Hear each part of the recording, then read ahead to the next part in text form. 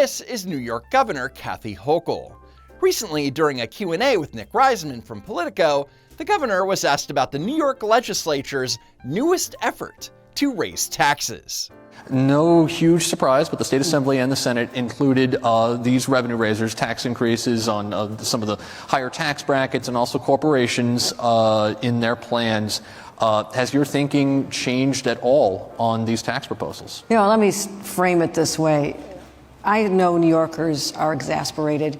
They feel that everything's stacked against them. They're not getting ahead. They're exasperated because the state treats every extra dollar they earn like a clerical error that needs to be corrected by the Department of Taxation. Their rents are too damn high. Maybe the rent wouldn't be so damn high if New York didn't have one of the highest property tax burdens in the entire country, which landlords, shocker, pass directly onto their tenants.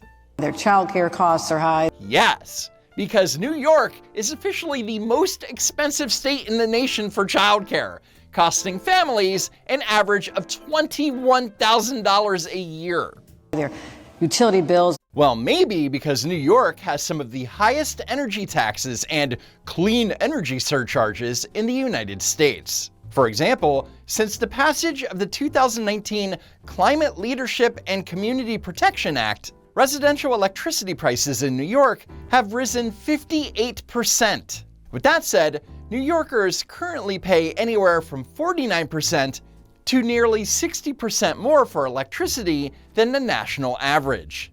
And thank you to Washington, we're going to have higher prices at the pump. We already do.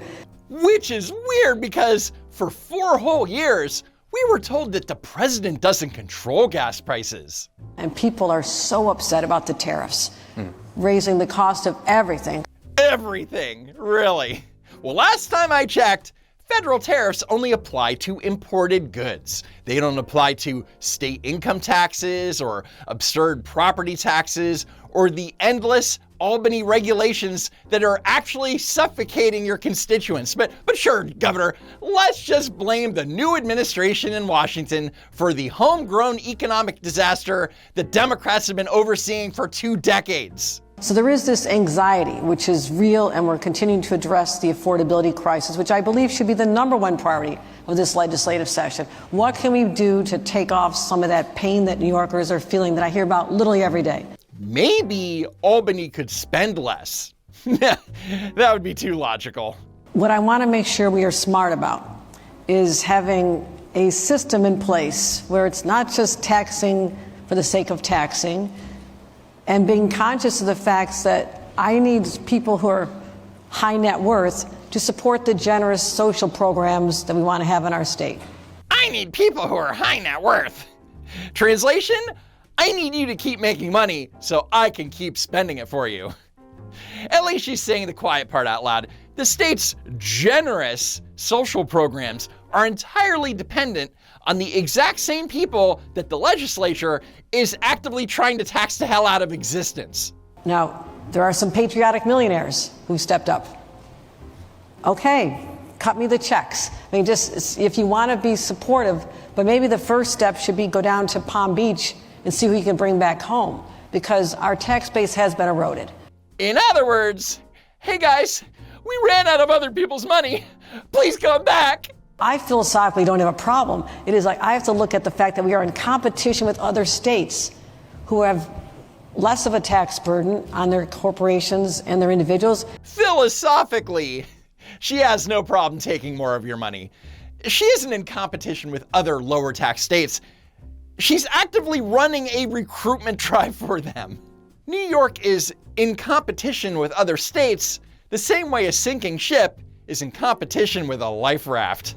Of course, this begging people to come back to the Empire State is in stark contrast to the governor's rhetoric just a few years ago. We're fighting to bring government back to the people and out of the hands of dictators.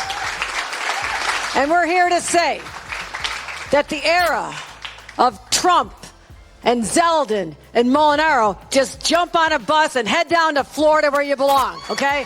Get out of town. Get out of town. Because you don't represent our values. You are not New Yorkers. You're not New Yorkers. But instead of taking a bus to Florida, they flew private. Because, as it turns out, it's not a great long-term economic strategy to insult your biggest taxpayers and demand that they leave the state. Womp womp. Anyway, that's it for now. Head on over to my super cool merch store at don'twalkrun.shop. Maybe hit that subscribe button. And as always, thank you so much for tuning in, and I hope to see you next time. If there is next time.